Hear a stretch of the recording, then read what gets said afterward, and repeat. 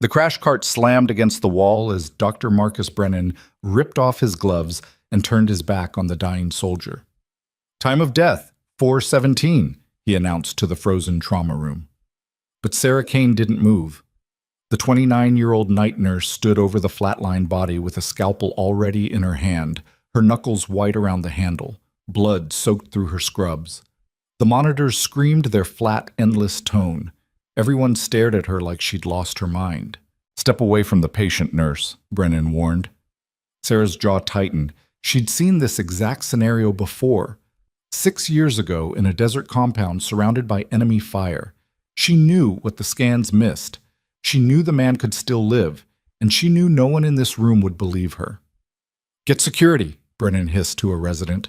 Sarah pressed the blade against the soldier's chest. "Before we go further, if you want to see how this story ends, make sure you follow along until the final moment. Drop a comment below with your city so I can see how far this story travels. And if you believe in people who refuse to stay silent when lives are on the line, hit that like button right now." The emergency department at Grafton Memorial Hospital in Riverside Falls had a rhythm Sarah Kane understood better than most. The fluorescent lights hummed at the same pitch every night. The coffee machine in the break room sputtered at 3 a.m. like clockwork. The attending physicians rotated through with the same exhausted faces, barking the same orders at nurses they barely remembered by name. Sarah had worked the night shift for 3 years. She kept her head down, answered every page, restocked every supply cart without being asked. The doctors liked her because she was efficient. The other nurses liked her because she didn't complain. The hospital administrators liked her because she never caused problems.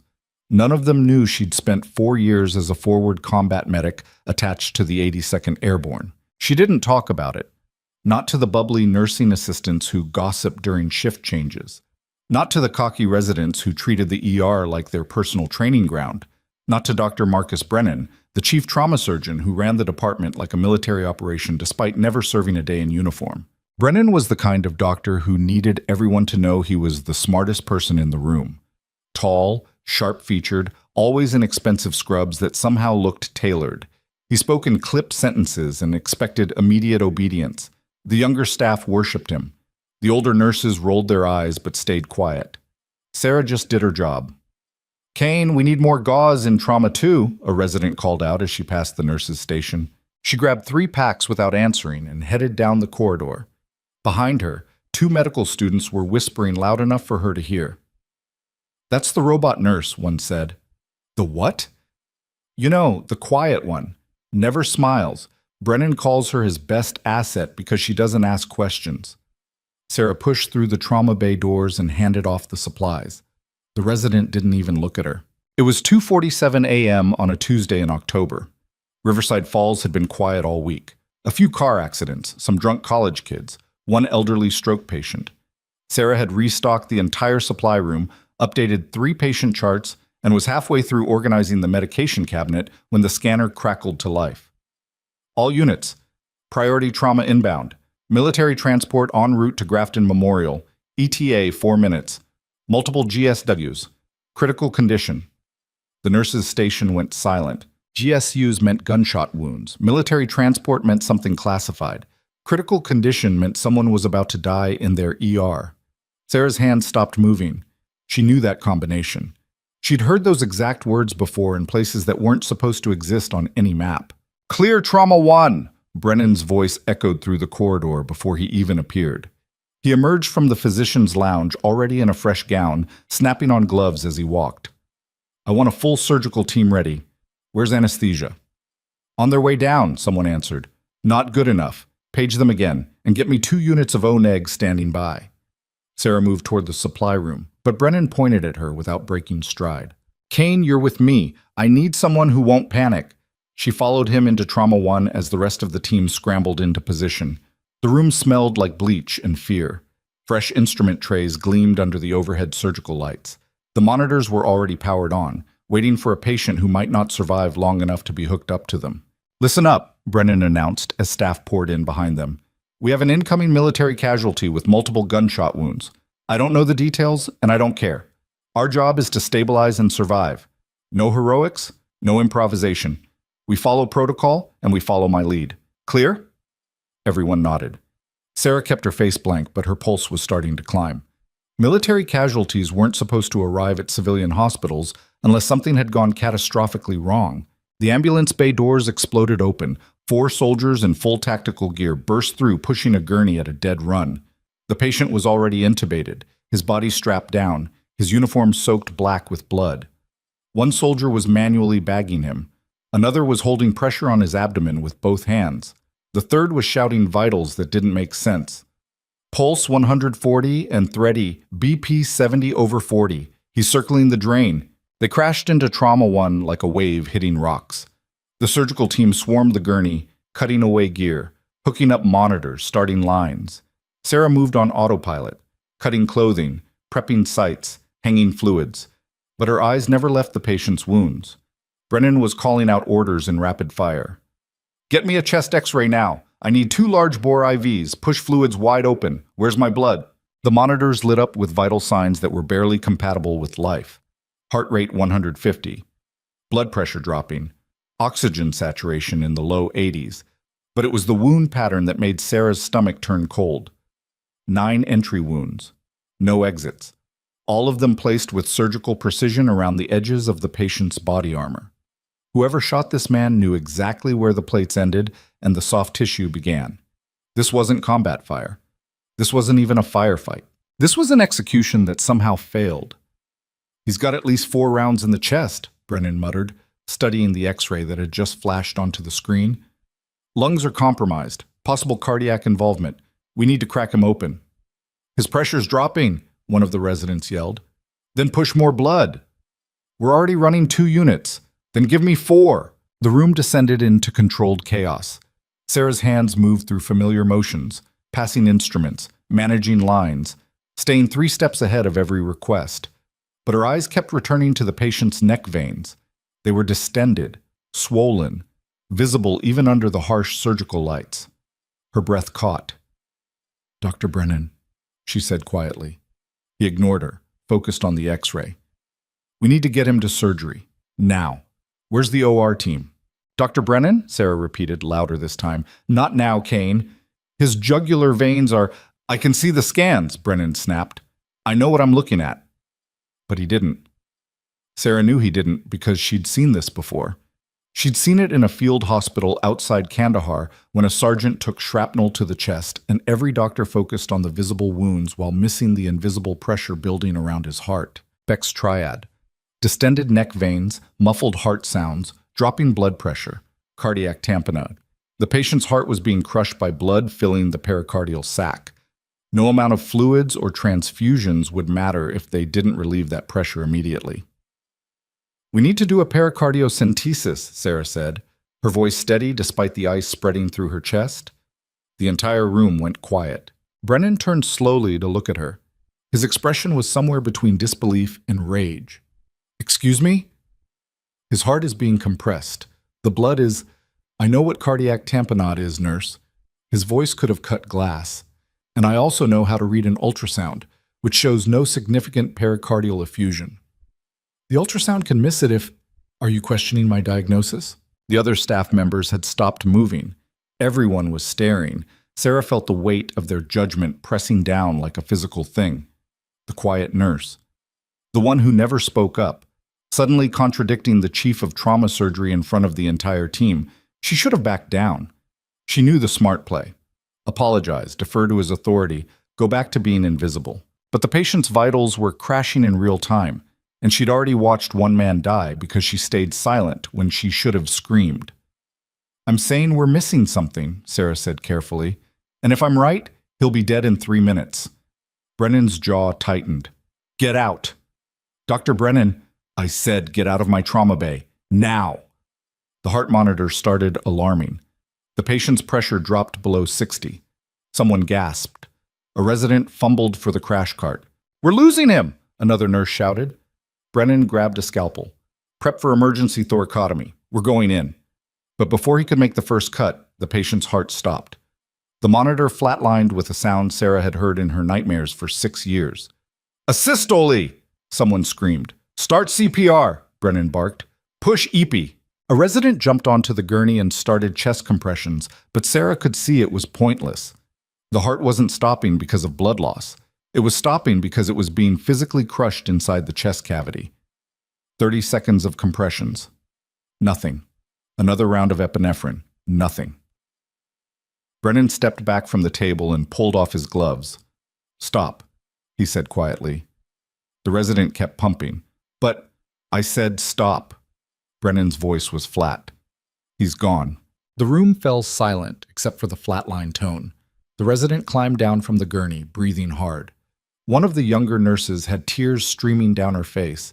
The military personnel who brought the patient in stood frozen by the door.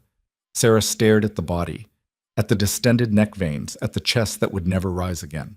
She'd been right. And now he was dead because no one would listen. Brennan turned to the team.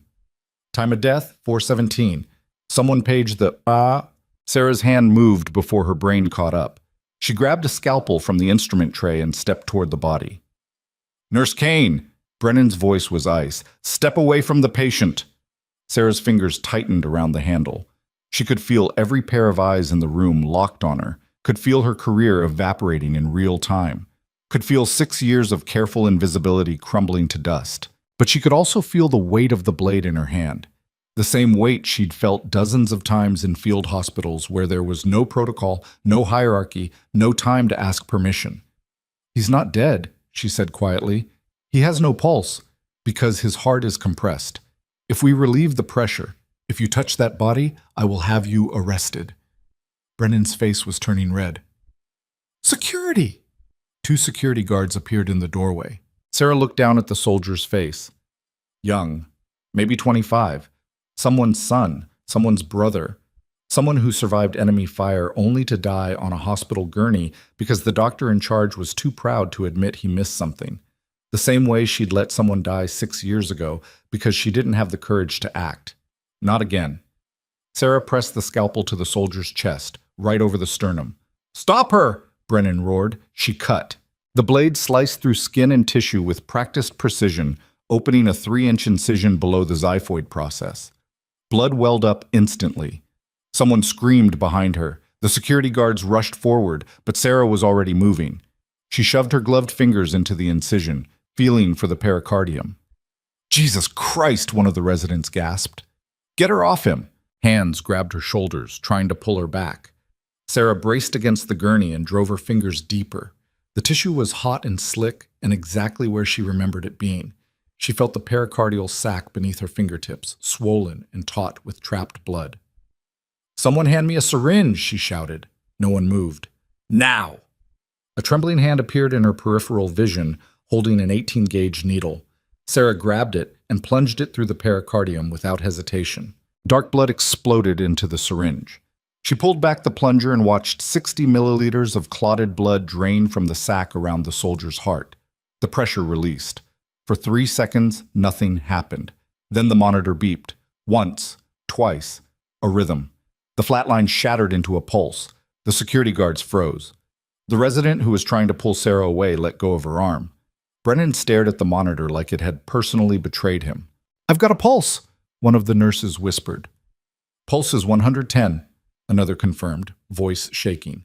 "BP coming up, 80 over 50. "Oh my God," someone breathed. Sarah withdrew the needle slowly and applied pressure to the incision site. Her hands were covered in blood up to the wrists. Her scrubs were soaked. She could feel her own heartbeat pounding in her ears like a war drum. The soldier's chest started rising and falling on its own. "He's breathing," the respiratory therapist said in disbelief. For 10 seconds, no one spoke.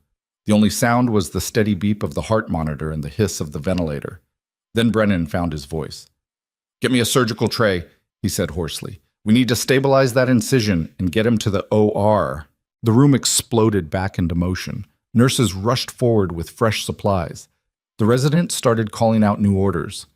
The anesthesiologist adjusted the ventilator settings. Everyone moved like they'd been shocked back to life along with the patient. Sarah stepped back from the table, her legs suddenly weak. Her hands were shaking now that the adrenaline was starting to fade. She looked down at the blood covering her gloves and felt 6 years of buried memories come rushing back all at once. A different hospital. A different patient.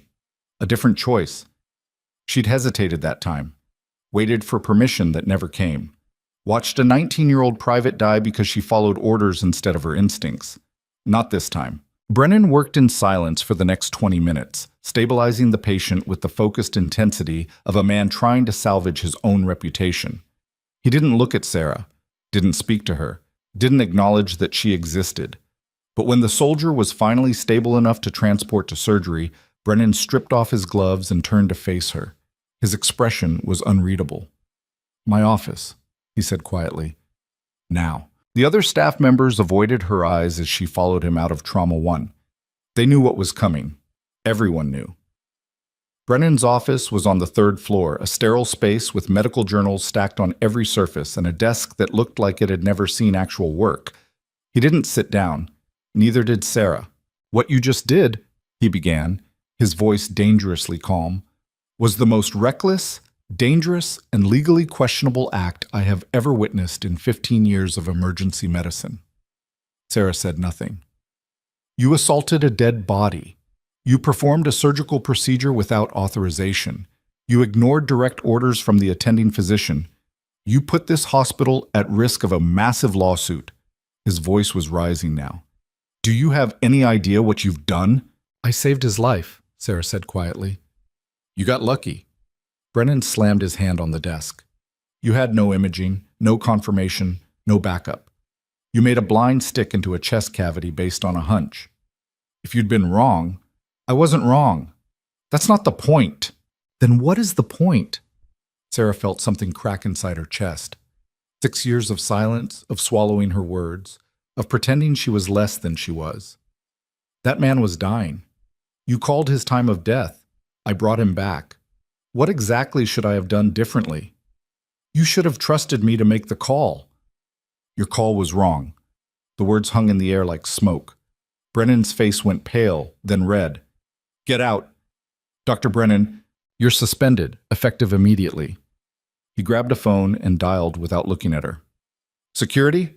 I need an escort for a terminated employee, 3rd floor administration." Sarah's stomach dropped. "You're firing me? You committed assault in my ER. You're lucky I'm not pressing charges." He finally looked at her, and his eyes were cold. "Clear out your locker. You have 30 minutes before I call the police." The security guards appeared in the doorway like ghosts. Sarah looked at Brennan one last time, trying to find some shred of the doctor who was supposed to put patients first. But all she saw was a man whose ego was more important than the truth. She turned and walked out. The hallway was empty. Everyone had scattered back to their stations, pretending they hadn't heard the shouting. Sarah made it to the locker room before her hands started shaking again. She sat on the bench and stared at her blood-stained scrubs. She'd saved a man's life, and they fired her for it. The locker room door opened. Sarah looked up expecting security, but it was Marissa Chen, one of the other night nurses. Marissa was older, sharper, the kind of woman who'd seen everything twice. "They're calling you a lunatic," Marissa said flatly. "Brennan's already talking to administration. He's saying you had a psychotic break." Sarah laughed bitterly. "Of course he is. Did you?" "No." "Then how did you know?" Sarah was quiet for a long moment. Then she pulled off her gloves and started unbuttoning her scrubs. "I used to be a combat medic, 82nd Airborne, 4 deployments. I've done that procedure 17 times in the field." Marissa's eyebrows shot up. "You're military?" "Was." "Why didn't you ever say anything?" Sarah pulled a clean shirt from her locker. "Because I didn't want anyone to know." "Why not?" "Because of what happened the last time I spoke up." She didn't elaborate. Marissa was smart enough not to push. Instead, she just nodded slowly and said, "That soldier's going to live because of you. And I'm going to lose my license because of it." "Maybe. But you did the right thing." Sarah looked at her. "The right thing got me fired." "The right thing usually does." Marissa left without another word. Sarah finished changing in silence, packed her few belongings into a canvas bag, and walked out of Grafton Memorial Hospital at 6:47 a.m. The October morning was cold and sharp, the kind of weather that made everything feel too real. Sarah stood in the parking lot with her bag over her shoulder and no idea what came next. She'd lost her job, probably her career, possibly her freedom if Brennan decided to press charges. But the soldier was alive. She held on to that thought as she started walking toward her car. Then she saw the black sedan parked 3 spaces away from her Honda. 2 people in suits stood beside it, a man and a woman, both wearing sunglasses despite the early hour, both watching her with the kind of focus that made Sarah's combat instincts flare to life. The woman stepped forward. "Sarah Kane?" Her voice was neutral, professional. Sarah's hand tightened on her bag. "Who's asking?" The woman pulled out a badge. "Department of Defense, Special Operations Command." Sarah's blood went cold. "We need to talk," the woman said, "about the patient you just saved." Sarah's first instinct was to run, not because she was afraid of the 2 agents standing beside the black sedan, but because she recognized the look in their eyes. She'd seen it before in officers who showed up after missions went sideways, asking questions that didn't have good answers. "I don't have anything to say," Sarah said, adjusting her bag. The woman didn't move. "We're not here to arrest you." "Then what do you want?" 5 minutes, that's all." Sarah glanced toward her Honda, calculating the distance. The male agent shifted his weight slightly, and she caught the outline of a sidearm under his jacket. Running wasn't really an option. "Fine," she said. 5 minutes. The woman gestured toward the sedan. "Get in." "I'll stand." The woman studied her for a moment, then nodded. "Your choice." "I'm Agent Victoria Hayes. This is Agent Miles Cortez. We're with JSOC Special Operations." Sarah kept her face neutral, but her pulse kicked up. Joint Special Operations Command didn't show up at civilian hospitals unless something had gone catastrophically wrong. "The patient you saved," Hayes continued, "has a name, Captain Derek Stone. He's part of a classified task force operating out of Fort Meade." "I don't know anything about that." "We know. But Stone was sent to Riverside Falls specifically to find you." Sarah's breath caught.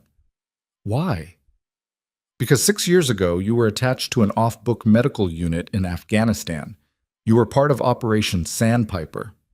The name hit Sarah like a fist to the chest. She hadn't heard it spoken aloud since the day she was discharged, since the day her commanding officer told her to forget everything that happened and disappear into civilian life. "I don't know what you're talking about," Sarah said carefully. Hayes pulled out a tablet and turned it toward her.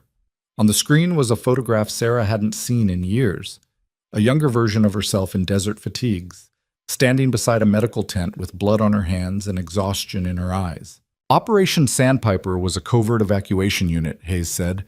"You and 4 other medics were embedded with special forces teams conducting raids deep in hostile territory. Your job was to keep operators alive long enough to extract them." Sarah's throat was dry. That operation was scrubbed from the record. "Officially, yes. Unofficially, the people who survived because of you remember exactly what you did. Then they should also remember I was dishonorably discharged." "That discharge was a cover," Cortez said quietly, "to protect you from retaliation." Sarah laughed without humor. "Retaliation from who?" "From Colonel Richard Voss." The name made Sarah's stomach turn. She remembered Voss clearly, a career officer with political ambitions and zero tolerance for subordinates who made him look bad. He'd been in command when everything fell apart. Hayes kept talking. "During your final deployment, you were ordered to evacuate a high-value target from a compound under siege. The mission went south. Voss made the call to abandon a wounded operator and pull out. You disobeyed that order." "I went back for him," Sarah said flatly. "His name was Private Jamie Ortega. He was 19 years old and bleeding out in a ditch while Voss sat in a helicopter a mile away." "You saved Ortega's life," Hayes said. "But Voss claimed you endangered the entire team by going rogue. He buried the incident in classified reports and had you quietly removed from service. And now you're here to tell me none of that matters?" Sarah's voice was hard. "That it was all just a misunderstanding?" "No," Cortez said. "We're here to tell you that Voss is under investigation for gross misconduct, and your testimony is being formally requested." Sarah stared at him. "After 6 years?" New evidence came to light. Ortega went on to become a JSOC operator himself. He's been pushing for years to reopen the case. Now he has enough support that they can't ignore it anymore. Sarah felt something shift in her chest. She'd spent 6 years believing that mission ended her career because she made the wrong call, that she deserved what happened. "Why are you telling me this now?" she asked. Hayes glanced at Cortez, then back to Sarah. Because Captain Stone was shot by the same people who've been trying to silence everyone involved in Operation Sandpiper. The parking lot suddenly felt very cold. What people? Sarah asked. We don't know yet, but someone with access to classified personnel files has been systematically targeting operators and support staff from that mission. 3 people are dead in the last 18 months. Stone was number 4. Sarah's mind raced. You think Voss is behind it? We think someone wants to make sure the truth about Sandpiper never comes out. Voss is the most obvious suspect, but we don't have proof. And you want me to what? Testify against him? We want you to stay alive, Cortez said bluntly. Because whoever tried to kill Stone knows he was coming to find you, which means you're on their list now. Sarah's hands tightened on her bag. You're saying I'm in danger. We're saying you need protection, immediately. Then arrest Voss. Hayes shook her head. We can't. He retired 2 years ago with full honors. He has political connections, private security, and enough lawyers to bury any case we bring. Unless we have solid evidence, he's untouchable. Sarah looked between them. So what do you want from me? Come with us, Hayes said. We have a secure location where you can give your full statement about Operation Sandpiper. Everything you saw, everything you know. With your testimony and the new evidence we've gathered, we can finally take Voss down. Sarah was quiet for a long moment. Behind her, the hospital loomed like a monument to every mistake she'd tried to bury. She'd lost her job, her reputation, maybe her entire career because she refused to stay quiet when someone was dying. Now these agents were asking her to speak up again, to drag herself back into a past she'd spent 6 years trying to forget. What happens if I say no? Sarah asked. Hayes' expression didn't change. Then we assign a protective detail and hope whoever's hunting former Sandpiper personnel doesn't find you before we find them. That's not exactly reassuring. It's not supposed to be, it's the truth. Sarah looked toward her car again. She could walk away right now, get in her Honda, drive out of Riverside Falls, and disappear somewhere these people would never find her. She'd done it before, but Stone had come looking for her for a reason. He'd taken a bullet meant to keep him from reaching her. And now he was alive in a hospital bed because she refused to let another soldier die when she could have saved him. Maybe it was time to stop running. Where's this secure location? Sarah asked. Hayes relaxed slightly. Fort Meade. We have a debriefing facility there. How long will it take? A few days? Maybe a week. Sarah thought about her empty apartment, her non-existent savings account, her complete lack of anything tying her to Riverside Falls except bad memories. She'd already lost everything that mattered here. All right, she said. I'll come. Cortez opened the back door of the sedan. Sarah slid inside, her bag still clutched in her lap. The interior smelled like leather and gun oil. Hayes got in the front passenger seat while Cortez took the wheel. They pulled out of the hospital parking lot just as the morning shift nurses were arriving. Sarah watched Grafton Memorial disappear in the side mirror and felt nothing. The drive to Fort Meade took 4 hours. They stopped once at a rest area where Cortez got coffee, and Hayes made 3 separate phone calls, while Sarah sat in the car wondering if she'd just made the biggest mistake of her life. They didn't talk much. Hayes answered a few of Sarah's questions about the investigation, but kept most of the details vague. Cortez drove like he was trained to lose tails, taking random exits and doubling back on highways for no apparent reason. By the time they reached the base, Sarah's nerves were stretched thin. Fort Meade sprawled across thousands of acres of Maryland countryside, all chain-link fences and concrete buildings that looked designed to repel curiosity. Cortez showed credentials at 3 different checkpoints before they were finally waved through to a section of the base Sarah didn't recognize from her military days. The debriefing facility was a low gray building with no windows and no signs. Inside it was all white walls and fluorescent lights and the kind of silence that made you want to whisper. Hayes led Sarah down a corridor to a small room with a table, 2 chairs, and a recording device. Make yourself comfortable, Hayes said. Someone will be with you shortly. Who? The investigator handling the Voss case, Colonel Rachel Townsend. Sarah nodded.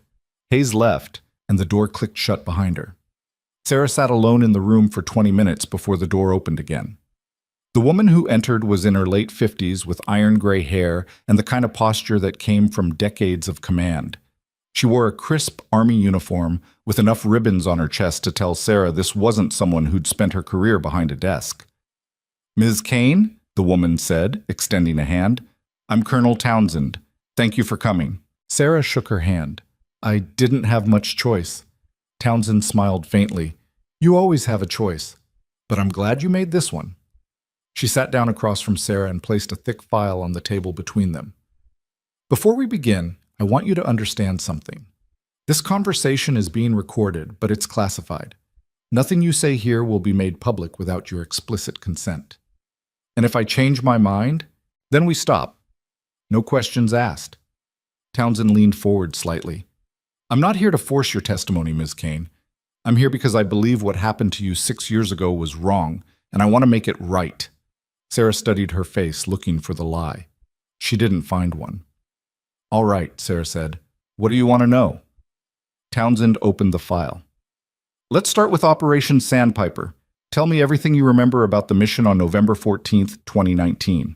Sarah took a breath and let herself fall back into the memory she'd spent 6 years trying to suppress. "We were operating out of a forward base near Kandahar," she began. "My unit was attached to a special forces team conducting raids on high-value targets. The mission that night was supposed to be simple: extract an intelligence asset from a compound 10 miles outside the city." "What went wrong?" "Everything." Sarah's voice was flat, clinical. "The compound was supposed to be lightly defended. Intel said maybe 5 hostiles. We got there and found 30. The asset was trapped on the second floor, and the team took heavy fire trying to reach him." Townsend made a note. "You were providing medical support?" "I was supposed to stay with the vehicles, but 2 operators went down in the first 5 minutes, and the team medic was pinned behind cover. I ran in to help." "Without orders?" "The orders were to sit tight and wait for extraction, but people were dying, so I ignored them." Townsend's expression didn't change. "What happened next?" "We got the asset out, but during the retreat, Private Jamie Ortega took rounds to the leg and abdomen. He went down hard in an irrigation ditch about 200 meters from the LZ. Colonel Voss ordered the helicopters to take off immediately." "Did he know Ortega was still alive?"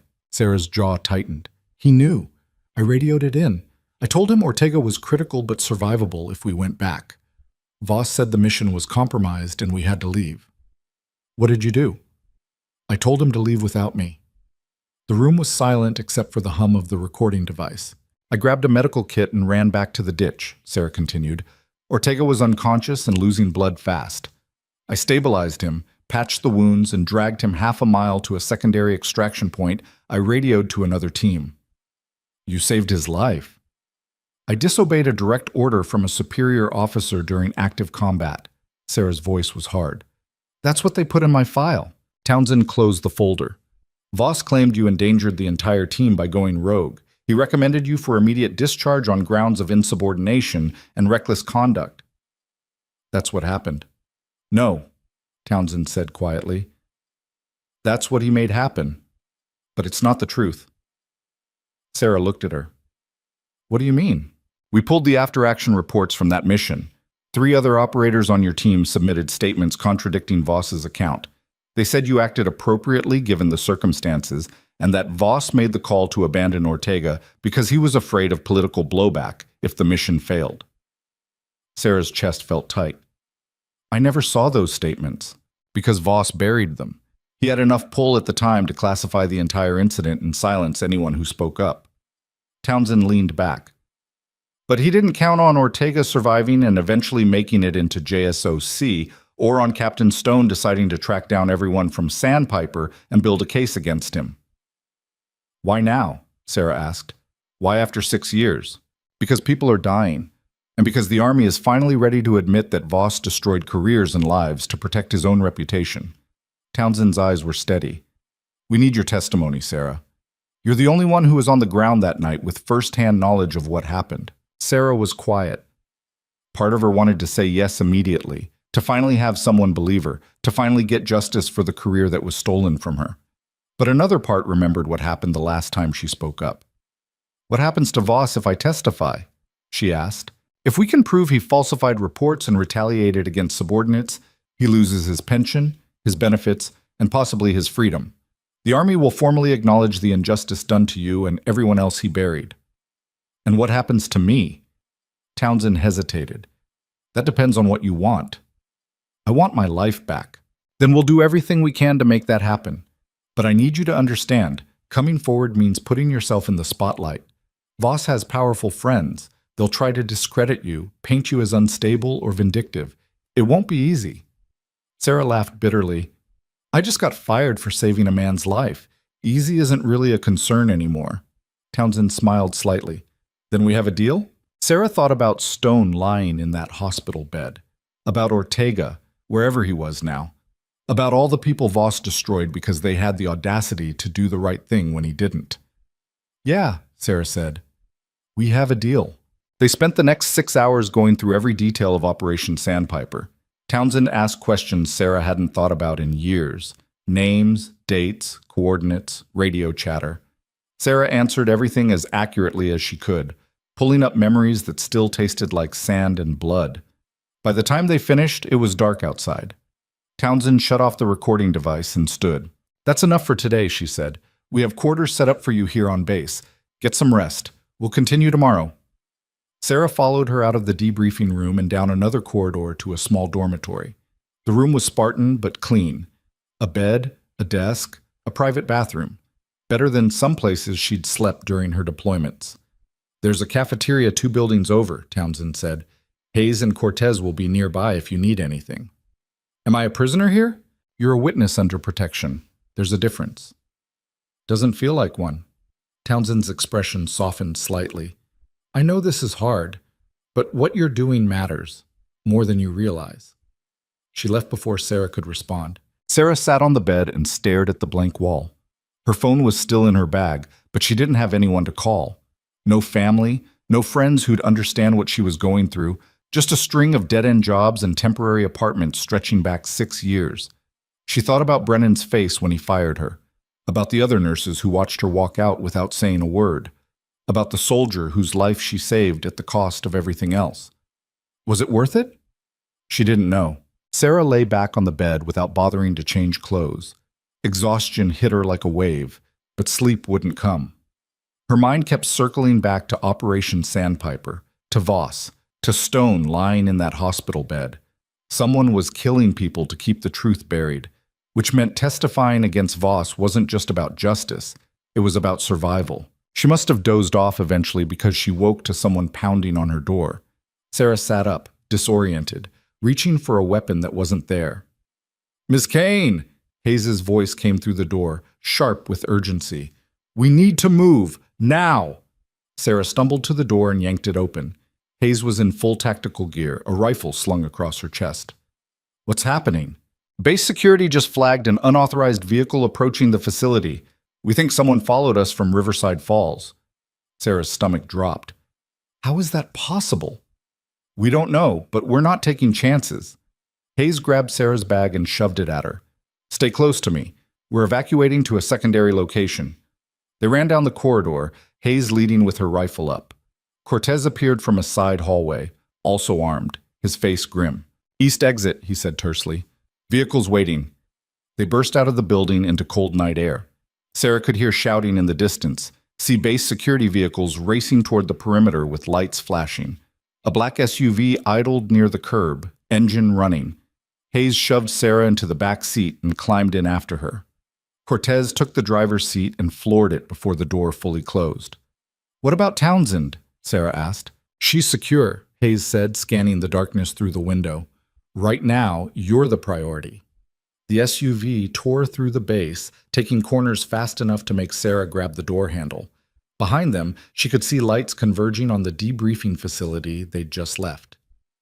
Who's coming after us? Sarah demanded. We don't know, Cortez said, but whoever it is has resources. Military-grade equipment, insider knowledge of base layout. An explosion lit up the night behind them. Sarah twisted in her seat to see flames engulfing the building they'd evacuated minutes earlier. The blast shook the SUV's windows. Jesus Christ, Hayes breathed. Cortez accelerated harder. They're not playing around. They hit the base perimeter doing 70, blowing through the checkpoint before the guards could react. Sarah looked back one more time and saw the entire debriefing facility collapsing in on itself, black smoke pouring into the night sky. Someone had just tried to kill her, and they'd gotten close enough to blow up a secure military facility to do it. The SUV merged onto a highway heading south, Cortez still driving like they were being chased. Hayes was on her phone speaking in clipped military jargon Sarah only half understood. "Where are we going?" Sarah asked when Hayes hung up. "Somewhere they won't expect," Hayes said. "Somewhere off the grid." "For how long?"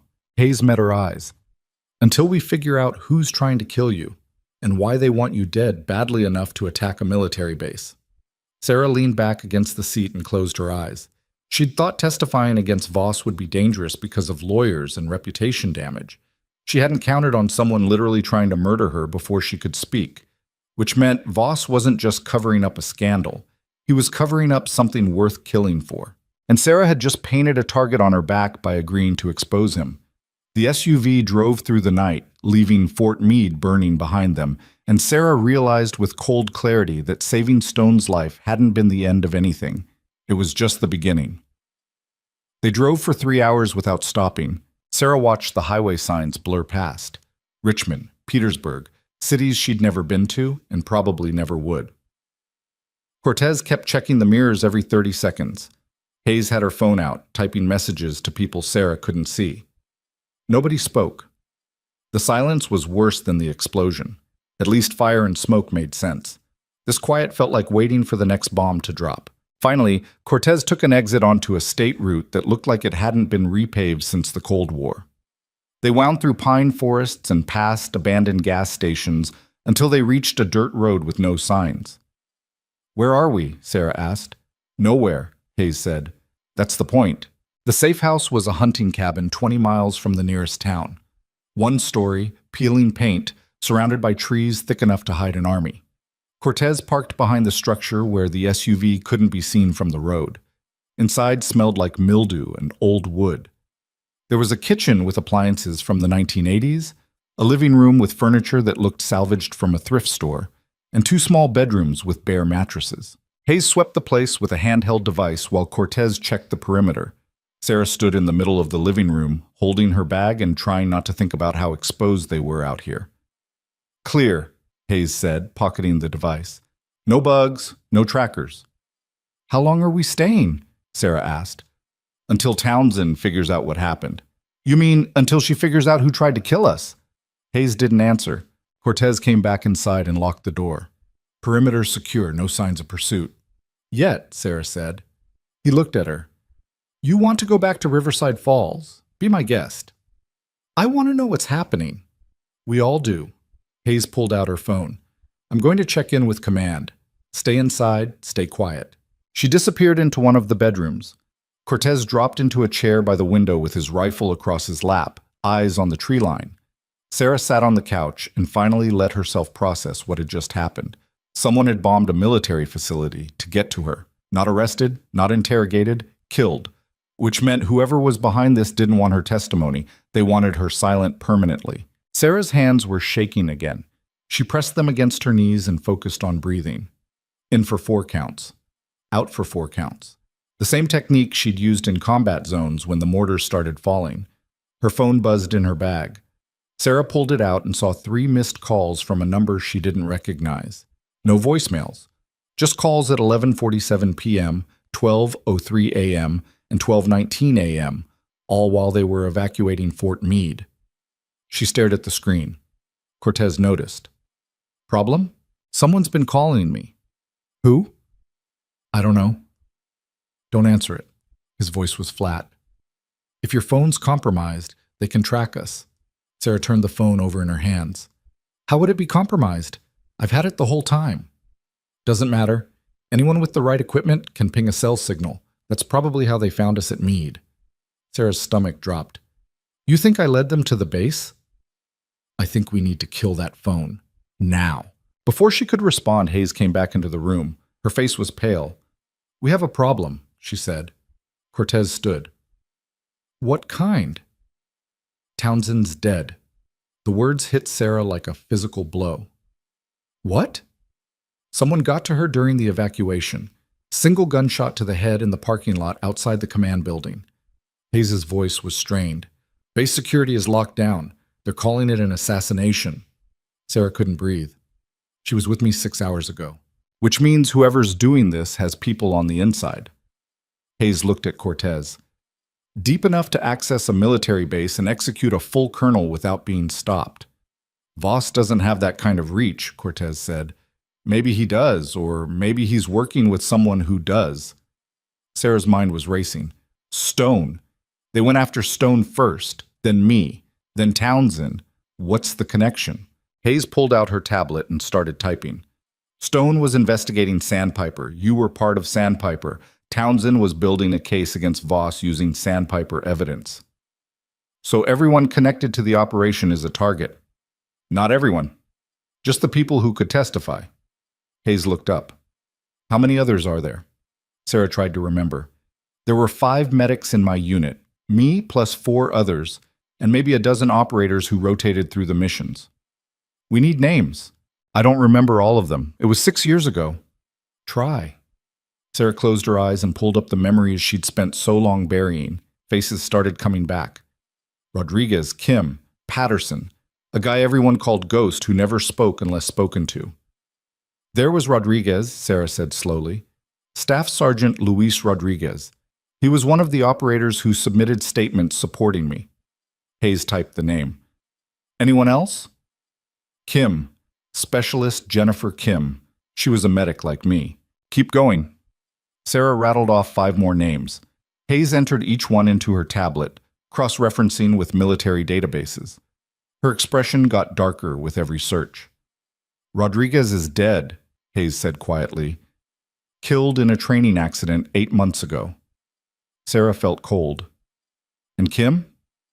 Car accident 4 months ago. That's not a coincidence. No, it's not. Hayes kept typing. Patterson's alive. Currently stationed in Germany. I'm flagging him for protective custody.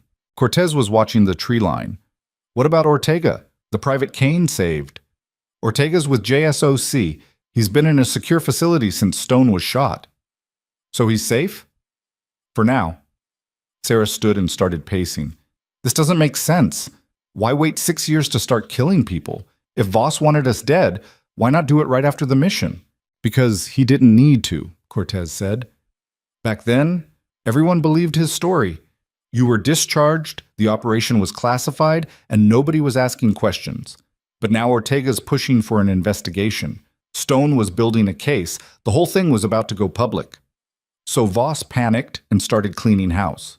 Or someone told him to clean house. Hayes looked at Sarah. Voss was a colonel 6 years ago.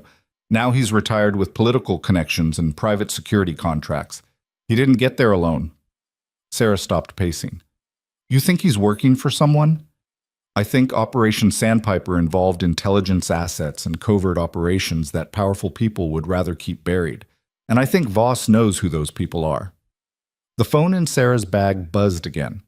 Everyone went silent. Sarah pulled it out. Same unknown number. This time, there was a voicemail. Don't, Cortez warned. But Sarah was already hitting play. A male voice came through the speaker, calm, professional, familiar in a way that made Sarah's skin crawl. Ms. Kane, this is Colonel Richard Voss. I believe we need to talk. Sarah's blood turned to ice. Voss kept talking. I know you're with federal agents right now. I know you've agreed to testify against me, and I know you think I'm responsible for what happened at Fort Meade. Hayes grabbed the phone from Sarah's hand and hit speaker. You're wrong, Voss continued. I'm not your enemy. But the people who just killed Colonel Townsend, they'll kill you too if you keep pushing this investigation. Call me back at this number. I can offer you protection, real protection, and answers about what actually happened during Operation Sandpiper. You have until dawn to decide. The message ended. Nobody moved. Finally, Cortez said, That's bait. Obviously, Hayes muttered. She pulled the battery out of Sarah's phone and crushed it under her boot. He's trying to draw her out. Or he's telling the truth, Sarah said. They both looked at her. I'm not saying we should trust him, Sarah continued quickly, but what if he's not the one behind this? What if someone else is cleaning up Sandpiper witnesses and Voss is just another target? Then why is he calling you instead of federal investigators? Cortez challenged. Because maybe he knows the investigators are compromised. Townsend was killed on a secure base. That takes inside help, deep inside help. Hayes was quiet for a moment. Even if Voss is telling the truth, meeting him is suicide. The second you show up, whoever's hunting you will know where you are. Unless that's what we want, Sarah said. Excuse me? Think about it. We're hiding in the middle of nowhere with no leads and no plan. Every hour we wait, more people die. But if we set up a meeting with Voss, we walk into a trap, Cortez finished, or we set one of our own. Sarah looked between them. Use me as bait. See who shows up to kill me. Then we'll know who's really behind this. Hayes shook her head. Absolutely not. We're not using you as bait. You don't have a choice. I'm the only person Voss called. I'm the only one he wants to meet. Which makes you the perfect target. I'm already a target. Sarah's voice rose. They blew up Fort Meade to get to me. They're not going to stop. So either I hide forever or I do something about it. Cortez and Hayes exchanged a look Sarah couldn't read. I need to make a call, Hayes said finally. She walked outside, phone to her ear. Sarah sat back down. Her heart was hammering against her ribs. She'd just volunteered to walk into a situation that would probably get her killed. But sitting in a moldy cabin waiting for assassins to find them didn't seem like a better option. Cortez was still watching her. You really want to do this? No, Sarah said honestly, but I don't see another way. There's always another way. Name one. He didn't answer. Hayes came back inside 20 minutes later. I talked to my CO. He's not happy, but he's willing to authorize the operation under strict conditions. What conditions? Sarah asked. You wear a wire, you stay within 50 meters of our position at all times, and the second things go wrong, you abort. No heroics, no improvisation. Fine. I'm serious, Kane. You follow orders or this doesn't happen. Sarah met her eyes. I'll follow orders. Hayes didn't look convinced, but she nodded. All right. We set the meet for tomorrow night. Public location, lots of exits, somewhere we can control the environment. Where? I'm thinking the old railway depot in Cumberland. It's abandoned but accessible. Good sight lines for overwatch, multiple entry points we can monitor. Cortez frowned. That's 2 hours from here. Which gives us time to prep and position assets. Hayes looked at Sarah. You sure you can handle this? Sarah thought about Stone lying in that hospital bed, about Townsend's body in a parking lot, about Rodriguez and Kim and everyone else who died because they were part of an operation someone wanted erased. Yeah, she said, I can handle it. They spent the rest of the night planning. Hayes pulled up satellite images of the railway depot and marked positions for her team. Cortez went through scenarios, what to do if Voss showed up alone, what to do if he brought security, what to do if they got ambushed. Sarah mostly listened and tried not to think about how many ways this could go wrong. By the time the sun came up, they had a plan that felt about 60% solid. Hayes had called in 3 more agents to provide overwatch. Cortez would be Sarah's primary backup, staying within 20 meters at all times. Hayes would coordinate from a mobile command post nearby. Remember, Hayes said as they loaded into the SUV that evening, you're there to get information, not to confront him, not to play detective. Just listen to what he says and get out. Got it, Sarah said. They drove to Cumberland as the sun set. The railway depot was exactly as advertised, a massive brick building from the industrial era, now crumbling and covered in graffiti. Weeds grew through cracks in the platform. Broken windows stared out like empty eyes. Hayes parked 3 blocks away. Overwatch is in position. Cortez, you're with Kane until she enters the building. Then you hold at the east entrance. Cortez nodded and checked his sidearm. Hayes handed Sarah a small wire with an earpiece.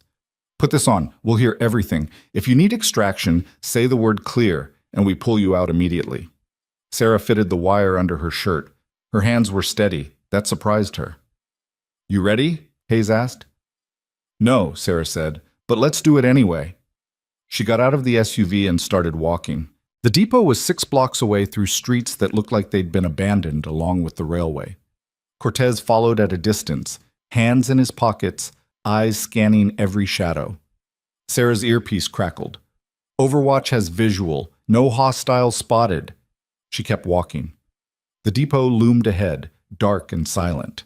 Sarah climbed the crumbling steps to the main platform and pushed through a door hanging off its hinges. Inside was darker than she expected. Her eyes adjusted slowly, picking out details. Rusted tracks, collapsed sections of roof, old machinery scattered like corpses. Kane? Hayes's voice in her ear. You're inside. Cortez is holding position at the entrance. Sarah moved deeper into the building. I don't see anyone. Keep going. He might be... A light flicked on in the far corner. Sarah froze. Colonel Richard Voss stepped out of the shadows. He looked older than the photos Sarah had seen. Late 60s now, gray hair, lines carved deep around his eyes. But he still carried himself like a man who expected obedience. Miss Kane, he said. His voice echoed through the empty space. Thank you for coming. Sarah's hand moved instinctively toward her waistband before she remembered she wasn't armed. You said you had answers. I do. But first, I need you to understand something. Voss took a step closer. Everything you think you know about Operation Sandpiper is wrong. Then tell me what's right. Sandpiper wasn't a medical evacuation unit.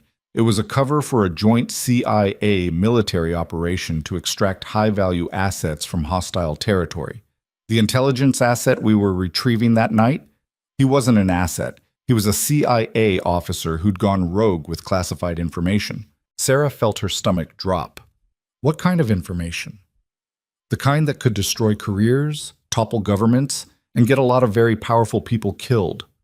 Voss's face was grim. I was ordered to eliminate him and anyone who knew what he was carrying. That included your team. You were ordered to kill us? I refused. That's why I called for immediate extraction. I was trying to save your lives. But when you went back for Ortega, you compromised the entire operation. The CIA officer escaped. The intel was never recovered, and the people who wanted it buried blamed me for the failure. Sarah's mind was racing. If that's true, why did you destroy my career? Because it was the only way to protect you. Voss's voice rose. If I'd defended your actions, they would have known you were involved with the failed operation. So I buried your records, discharged you quietly, and made you disappear into civilian life where they couldn't touch you. And Rodriguez, Kim, Stone? Were you protecting them too? Voss's face darkened. I tried, but 6 years later, someone started digging into Sandpiper. Ortega pushed for an investigation, Stone started tracking down witnesses, and the people who ordered that operation silenced couldn't let the truth come out. Who are they? I don't know all the names. But I know they have access to military installations, intelligence networks, and enough money to hire professional killers. They've been systematically eliminating everyone connected to that mission. Sarah stared at him. Why should I believe you? Because I'm next on their list. Voss pulled out a phone and showed her a photo. It was a dossier with his face on it, marked with a red X. This was sent to me 3 days ago. No message, no signature, just a warning that my time was running out. Sarah's earpiece crackled. Hayes's voice, urgent. Kane, we've got movement. Multiple vehicles approaching from the north. Voss heard it too somehow. His expression changed. They found us. Who found us? The people I've been telling you about. He grabbed her arm. We need to leave. Now. I'm not going anywhere with you. Then you'll die here. Gunfire erupted outside. Sarah hit the ground on instinct. Voss dropped beside her, pulling a pistol from his jacket. Cortez is engaged, Hayes shouted through the earpiece. Multiple hostiles, suppressed weapons. Overwatch is taking fire. The transmission cut out. More gunfire. Closer now. Sarah heard Cortez shouting something, then a burst of automatic fire that made her ears ring, even from inside the building. Voss was moving toward a back exit. With me, if you want to live. Sarah hesitated for half a second. Then she ran after him. They burst through a side door into an alley. The night was lit up with muzzle flashes. 3 black vans had surrounded the depot. Men in tactical gear were pouring out, weapons raised, moving with military precision. East! Voss shouted. They ran. Behind them, Sarah heard Cortez screaming into his radio, calling for backup that might not come. Heard Hayes's voice cutting in and out through static. Heard the sound of bullets punching through brick and metal. Voss pulled her down another alley. They climbed a chain-link fence, dropped into a parking lot, kept running. Sarah's lungs burned. Her legs felt like concrete. A black sedan screeched to a halt in front of them. Voss raised his pistol, but the window rolled down to reveal a woman Sarah had never seen before. Middle-aged, blonde, wearing a business suit like she'd just come from a corporate meeting. Get in, the woman said calmly. Who the hell are you? Sarah gasped. Someone who's been keeping you alive longer than you know. Get in the car before they catch up. Voss was already moving toward the sedan. Sarah looked back at the depot. She could still hear gunfire, could still hear Cortez shouting, "Kane!" Hayes's voice burst through the earpiece one last time. "Abort! Get out of there!" The blonde woman met Sarah's eyes. "Your friends are already dead. You stay here, you join them. Your choice." Sarah looked at Voss, at the woman, at the depot behind her where people were dying. She got in the car. The sedan peeled out before she even closed the door. Through the rear window, Sarah watched the railway depot disappear into darkness, gunfire still echoing through the night. "Who are you?" Sarah demanded again. The woman didn't answer. She just drove. Voss was breathing hard beside Sarah, pistol still in his hand. "Did they follow us?" "Not yet," the woman said, "but they will."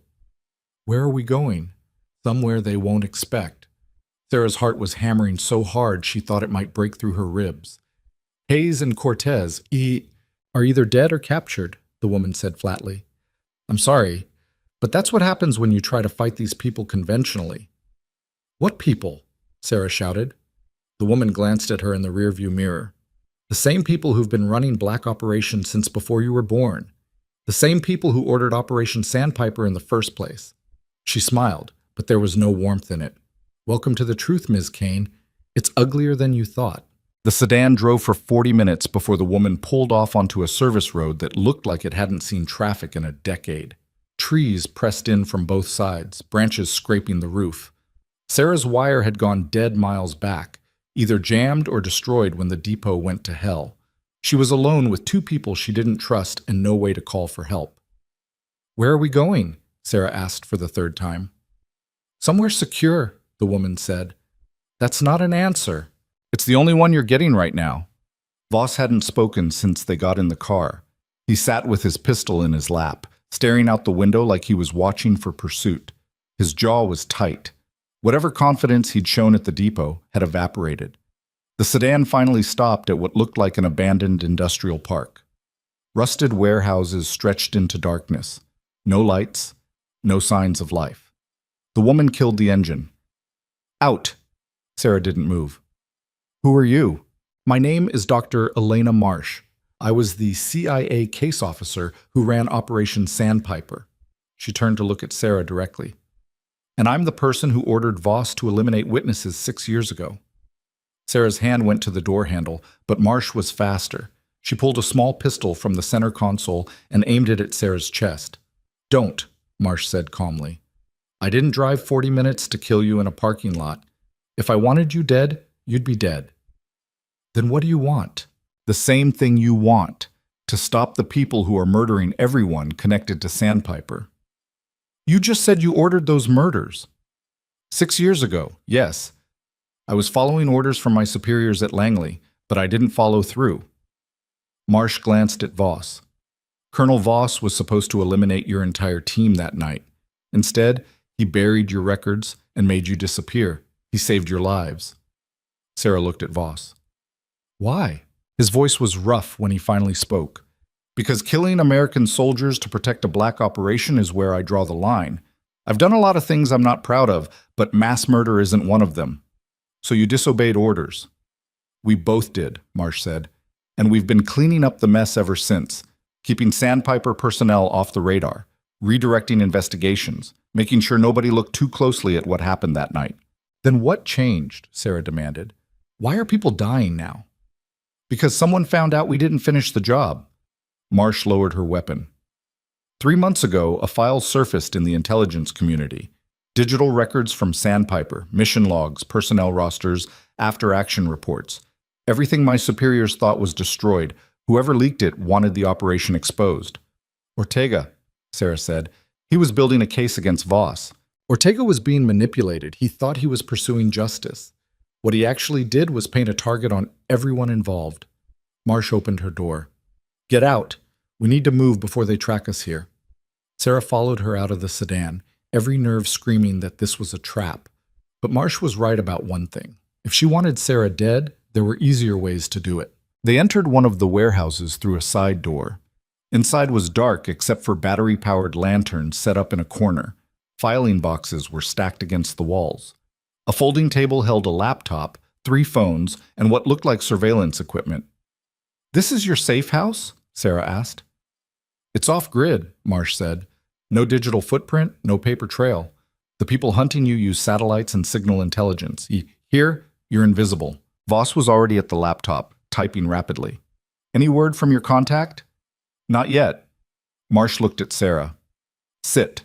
We don't have much time." Sarah sat on a folding chair. "Time for what?" "To explain what's actually happening and to give you a choice about how this ends." Marsh pulled up a photograph on the laptop. It showed a man in his 60s wearing a suit that probably cost more than Sarah made in a year. Silver hair, sharp eyes, the kind of face that appeared in Washington power circles. "Do you know who this is?" Marsh asked. Sarah shook her head. "His name is Senator William Drexler. 15 years ago, he was deputy director of the CIA. He ran dozens of black operations, including Sandpiper. When the mission failed, his career should have ended. Instead, he buried the evidence and moved into politics." "Let me guess," Sarah said. "He's the one trying to kill everyone now. Not directly, but he's funding it. Drexler has contracts with 3 private military corporations. He's been using them to eliminate loose ends for years. Rodriguez, Kim, Townsend, all his doing." "Why now? Why wait 6 years?" Voss answered from the laptop. "Because he's running for president. Campaign officially launches next month. If Sandpiper goes public before then, his career is over, so he's cleaning house." Sarah felt something cold settle in her chest. "Stone was sent to find me by someone investigating Drexler?" "Stone was sent by Ortega," Marsh said. "But Ortega was being fed information by a whistleblower inside the CIA, someone who knew about Sandpiper and wanted it exposed." "Who?" "We don't know yet, but whoever it is has been feeding Ortega classified files for months. They wanted the investigation to happen. They wanted Drexler's operation exposed." Sarah's mind was racing. So this whistleblower deliberately put targets on all of us? They thought Congress would protect the witnesses. They didn't count on Drexler having enough reach to kill people on military bases. Marsh's face was grim. Townsend's assassination was a message. No one is safe. No one is untouchable. "Then what's the plan?" Sarah asked. "Hide in a warehouse until Drexler becomes president?" "No," Voss said quietly. He turned the laptop around. On screen was a video file. "We go public ourselves." Sarah looked at the screen. "What is that?" "Evidence. Real evidence." Voss hit play. The video showed a conference room somewhere official, wood paneling, American flag in the corner, the kind of place where decisions got made. 6 people sat around a table. Sarah recognized Drexler immediately. A voice off screen was speaking. "The asset has confirmed intelligence. He's prepared to testify about Operation Nightfall." Drexler's face on screen was ice. "Then the asset needs to be eliminated, along with anyone he's spoken to." "Sir, that includes American personnel." "I'm aware of the implications. This operation cannot be exposed under any circumstances. Authorize the cleaners." The video ended. Sarah stared at the blank screen. "That's Drexler ordering murders." "That's Drexler ordering your murder," Marsh corrected. 6 years ago. Voss was in that room. He recorded it as insurance. "Why didn't you release it before now?" "Because Drexler would have had us killed before it went public. The man has connections in every intelligence agency, every military branch, half of Congress. Releasing this footage alone wouldn't stop him. It would just make us targets." "Then what's changed?" Voss closed the laptop. "Drexler's private military contractors are CIA Black Site Company, PMCs operating under classified contracts. If we can prove they've been killing American citizens on U.S. soil, we can trigger a federal investigation that even Drexler can't bury." "How do we prove that?" "We already have." Marsh pulled out her phone and showed Sarah a series of photographs. Bodies. Crime scenes. Reports marked classified. Hayes and Cortez survived the depot. Barely. But they captured 2 of the shooters alive. Right now those men are in federal custody being interrogated. Sarah felt her chest loosen slightly. "Hayes is alive?" "For now. But Drexler knows his people were captured, which means he's going to move fast to either silence them or destroy the evidence linking them to him. So we need to move faster." "Exactly." Marsh put her phone away. "Tomorrow morning I'm meeting with a reporter from the Washington Herald." Emily Durant. She's been investigating Drexler's campaign finances for 6 months. She doesn't know about Sandpiper yet, but if we give her this video along with testimony from you and Voss, she can break the story before Drexler can stop it. Sarah looked between them. You want me to go on the record? I want you to tell the truth, Marsh said, about what happened that night, about Voss's orders, about Drexler trying to cover it up, everything. And if Drexler kills us before the story runs, then he proves he's guilty and the story runs anyway. Marsh's smile was grim. Either way, he loses. Sarah was quiet for a long moment. She thought about Stone in that hospital bed, about Rodriguez and Kim dead because they happened to be part of an operation someone wanted buried, about Townsend executed in a parking lot, about 6 years of hiding and silence and pretending she was less than she was. When do we meet the reporter? Sarah asked. 8 a.m. Durant's flying in from D.C. tonight. We meet at a public location, Union Station. Lots of witnesses. Hard to stage an assassination without being seen. Drexler will have people there. Of course he will. That's why we're not going alone. Voss pulled up another file on the laptop. I've contacted 3 other Sandpiper personnel who are still alive. They're coming to D.C. to testify alongside us. Sarah recognized 2 of the names on screen. Patterson, the guy they called Ghost. Both operators she'd worked with in Afghanistan. They agreed to this? She asked. They want Drexler to pay as much as we do, Voss said. And they're trained operators. They can handle themselves if things go sideways. When things go sideways, Sarah corrected. Fair point. Marsh started packing equipment into a duffel bag. We leave in 4 hours. There's MREs in that box if you're hungry. Try to get some sleep if you can. Sarah laughed bitterly. Sleep, right. But exhaustion hit her the second she stopped moving. She found a corner with a sleeping bag someone had left behind and lay down without bothering to take off her shoes. Sleep came in fragments, flashes of the depot, gunfire, Townsend's face, Stone flatlined on a gurney. Sarah jolted awake every 30 minutes, heart hammering, reaching for weapons that weren't there. Finally, she gave up and just lay in the darkness, listening to Voss and Marsh work. They spoke in low voices about logistics, backup plans, what to do if Drexler's people got to them before they reached the reporter. Sarah's mind kept circling back to one question. Why was Marsh helping her? The woman had admitted to running Sandpiper, admitted to ordering their deaths, admitted to being part of the same system that destroyed Sarah's career and killed her friends. So why turn against Drexler now? Can't sleep? Marsh's voice came from the darkness. Sarah sat up. Why are you doing this? Doing what? Helping me. Helping us. You could have stayed quiet. Let Drexler clean up his mess and walked away. Marsh was quiet for a moment.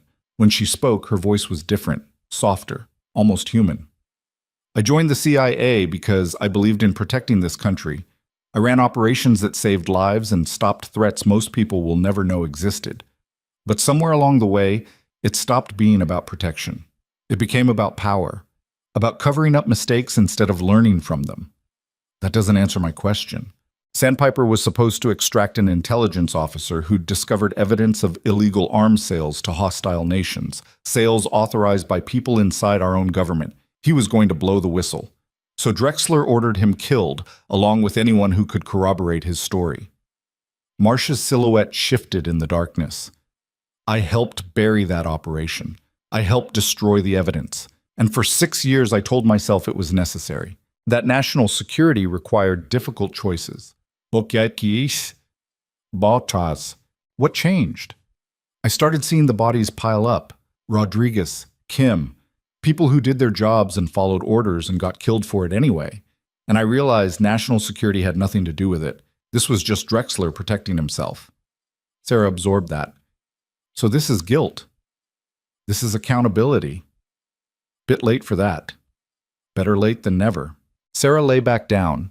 She still didn't trust Marsh completely, but she believed her enough to sleep for 2 hours without waking up screaming. When she opened her eyes again, gray light was seeping through gaps in the warehouse walls. Voss was packing weapons into a canvas bag. Marsh was on her phone speaking rapidly in what sounded like German. Time to move, Voss said when he saw Sarah awake. They loaded into a different vehicle this time, a beat-up van that looked like it belonged to a contractor. Marsh drove. Voss rode shotgun with an AR-15 across his lap. Sarah sat in the back and tried not to think about how many ways this could go wrong. The drive to D.C. took 90 minutes. Traffic got heavier as they approached the city. Marsh took surface streets instead of highways, constantly checking mirrors. Patterson and Ghost are already at Union Station, Voss said, reading a text. They've swept the location, no obvious surveillance. That doesn't mean Drexler's people aren't there, Marsh muttered. It means we're as ready as we're going to be. Union Station appeared ahead, a massive Beaux-Arts building swarming with commuters. Marsh parked 3 blocks away in a garage. They walked the rest of the distance, blending into the morning crowd. Inside the station, the noise was overwhelming. Thousands of people rushing to catch trains, voices echoing off marble walls, announcements crackling over speakers. Sarah scanned faces looking for threats and saw nothing but exhausted workers and confused tourists. Voss's phone buzzed. He checked it and nodded toward the East End. Durant's here. They found the reporter at a coffee stand near the Amtrak gates. Emily Durant was younger than Sarah expected, early 30s, dark hair pulled back, wearing jeans and a leather jacket, like she'd dressed for a stakeout instead of a meeting. Colonel Voss, Durant said as they approached. Ms. Durant? Voss didn't offer his hand. This is Dr. Marsh and Sarah Kane. Durant's eyes went to Sarah. You're the nurse from Riverside Falls. How did you know that? I've been following the story since Captain Stone was shot. When Dr. Marsh contacted me about Sandpiper, I did my homework. Durant pulled out a recorder. Can we talk somewhere private? Marsh gestured toward a service corridor. This way. They walked through a door marked Staff Only into a maintenance area away from the crowds. Patterson and Ghost were already there, 2 men in their 40s who looked like they could still run through a combat zone without breaking a sweat. Patterson nodded at Sarah. Been a long time, Kane. Too long, Sarah said. Ghost just grunted. Durant looked around at all of them. So, Operation Sandpiper. Someone want to tell me what I'm looking at here? Marsh pulled out a USB drive. Everything you need is on this. Mission logs, personnel files, financial records showing payments from Senator Drexler to PMC contractors, and video evidence of Drexler ordering the elimination of American personnel. Durant took the drive carefully. This is real? Every byte. And you're all prepared to testify on the record? Sarah spoke before anyone else could. I am. Drexler destroyed my career and killed my friends. If you can help take him down, I'll testify to whatever you need. Voss and Marsh both nodded agreement. Patterson and Ghost stayed silent, but their presence spoke volumes. Durant pocketed the drive. I'll need 24 hours to verify the contents and get legal approval from my editors. But if this is what you say it is, the story runs tomorrow morning. Tomorrow's too late, Marsh said. Drexler knows we're coming. He'll have lawyers file injunctions, claim national security, tie this up in courts for years. Then what do you suggest? You run the story tonight, online first, full digital publication before Drexler can stop it. Durant hesitated. That's not how we normally... Nothing about this is normal, Voss interrupted. People are dying. If you wait for the print cycle, we'll be dead before the story runs. Durant studied his face. Then she nodded. All right. I'll push for tonight. But I need statements from each of you. On camera. Where? Sarah asked. I have a studio space we use for sensitive interviews. It's secure, monitored. We can record there and transmit the footage directly to our servers. How far? 20 minutes. Marsh and Voss exchanged a look. We'll follow you, Marsh said. Separate vehicles. If anything happens, abort and scatter. They left Union Station in 2 groups. Sarah rode with Durant in her car, a hybrid sedan that smelled like coffee and stress.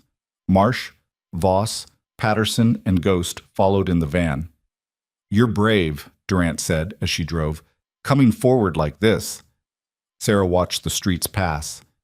I'm tired. There's a difference. Tired of what? Hiding. Pretending I'm something less than I am so people don't ask questions. Durant smiled slightly. I've been investigating Drexler for 18 months. Everyone told me to drop it. Too powerful. Too connected. I kept pushing because I was tired too. Tired of watching people in power escape consequences. Think this will actually work? I think if we don't try, nothing changes, and I'm tired of nothing changing. They reached the studio 15 minutes later, a converted warehouse in an industrial neighborhood. Durant parked in a loading bay and led them inside through a steel door. The interior was professional but sparse.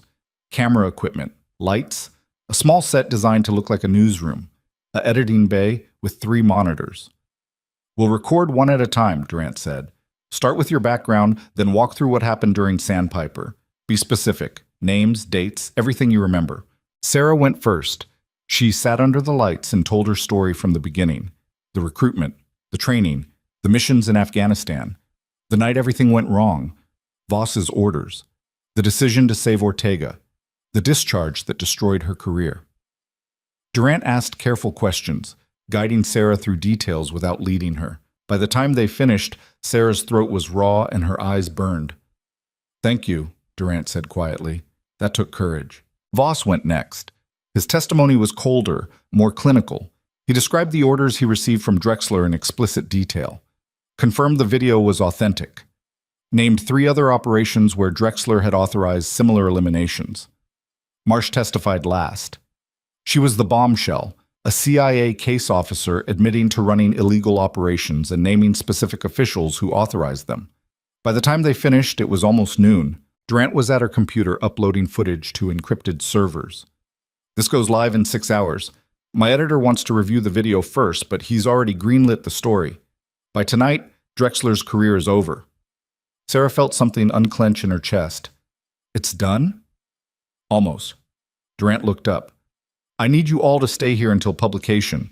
Once the story breaks, you'll be protected by public scrutiny, but until then, you're vulnerable." "We understand," Marsh said. They waited. 6 hours stretched like 6 days.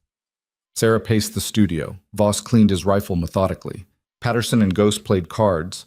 Marsh was on her phone, speaking quietly to contacts Sarah couldn't identify. At 5:47 p.m., Durant's editor called. Sarah watched Durant's face go pale as she listened. "What do you mean, pulled?" Durant said into the phone. "We had approval. Legal signed off on everything." A pause. "I don't care what the lawyers are saying now. This story is verified. We have multiple sources, video evidence." Another pause. Longer this time. "He called them directly? When?" Durant's hand was shaking when she hung up. "What happened?" Marsh demanded. "Drexler's attorneys contacted our parent corporation an hour ago. Threatened a defamation suit. The corporate counsel ordered my editor to kill the story pending further review." Sarah felt her stomach drop. "He buried it." "He's trying to, but he doesn't know we have a backup plan." Durant pulled out her laptop. "I'm publishing independently. My own blog. No corporate oversight, no editorial approval. Just the raw story." Voss frowned. "Can you do that?" "I can do whatever I want as a private citizen. The Herald might fire me, but the story will be out there." Marsh was already moving. "Do it, now, before Drexler realizes what's happening." Durant's fingers flew across the keyboard. She uploaded the video files, the documents, Sarah's testimony. Wrote a brief introduction explaining the story and why it needed to be told immediately. At 6:14 p.m., she hit publish. For 30 seconds, nothing happened. Then Durant's phone started ringing, and ringing, and ringing. She answered one call. "Yes, this is Emily Durant. Yes, I published it. No, I don't care about legal threats. Everything in that story is verified and documented. If Senator Drexler wants to sue me, he's welcome to do it in open court where he'll have to explain why he ordered the murder of American soldiers." She hung up. More calls, texts flooding in. Within 10 minutes, social media was exploding. News outlets were picking up the story. Senators were calling for investigations. Drexler's campaign was in full crisis mode. Sarah watched it happen in real time on Durant's monitors. Watched a man who'd spent 6 years trying to bury the truth get exposed to the entire country in minutes. "It's working," Patterson said quietly, but Marsh was staring at her phone with a different expression. "We need to leave. Now." "What's wrong?" Sarah asked. "I just got a message from my contact at the agency. Drexler's not trying to bury the story anymore. He's coming for us directly." Voss grabbed his rifle. "How long do we have?" "They're already here." The studio's front door exploded inward. 4 men in tactical gear poured through the shattered doorway with weapons raised. Sarah hit the floor on instinct. Voss was already firing, his rifle barking in the enclosed space. Patterson dropped one shooter with 2 rounds to the chest. Ghost moved like smoke, flanking left and putting down another before the man even registered the threat. "Back exit!" Marsh shouted, dragging Durant toward the editing bay. Sarah scrambled after them as bullets chewed through equipment around her. A monitor exploded in a shower of glass. The lights overhead shattered, plunging half the studio into darkness. Voss laid down covering fire while Patterson and Ghost fell back. They moved through the editing bay into a narrow corridor Sarah hadn't seen before. Marsh kicked open a door at the end and they spilled out into an alley behind the building. 2 black SUVs were already there, engines running. "Other way!" Ghost barked. They ran. Behind them, more gunfire erupted inside the studio. Sarah's lungs burned. Her legs felt like lead. Durant was gasping beside her, clearly not used to running for her life. Marsh led them down the alley, around a corner, through a gap between buildings. They emerged onto a main street packed with evening traffic. People everywhere. Witnesses.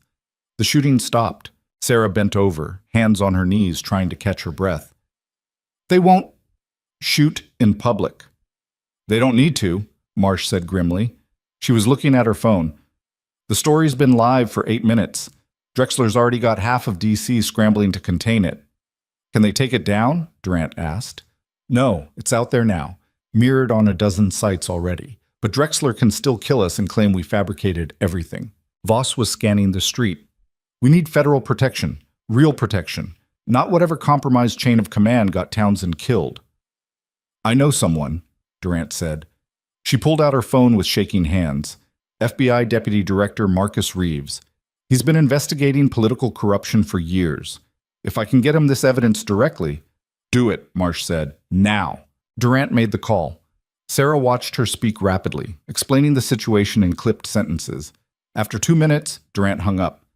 "He's sending a team to pick us up, but we need to get to a secure location first, somewhere public where Drexler can't reach us." "Where?" Sarah asked.